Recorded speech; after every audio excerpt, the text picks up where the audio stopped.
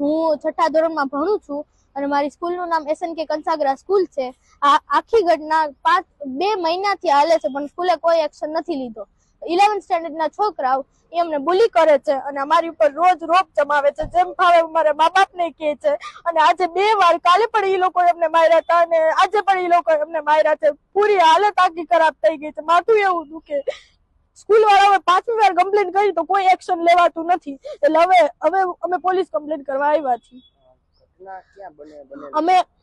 અમે જાતા હોય છે જયારે બસમાં હજી એન્ટર થતા હોય છે ત્યારે એ લોકો પગ વચ્ચે રાખે છે અને જેમ થોડુંક પણ બે ગડી જાય ને એટલે તરત જ અમારી છે ને મા બાપ સામે ગાળું બોલવા માંડે છે અને બધું એવી રીતે કરવા માંડે છે. અને આજે તો છે ને હદ જ થઈ ગયું.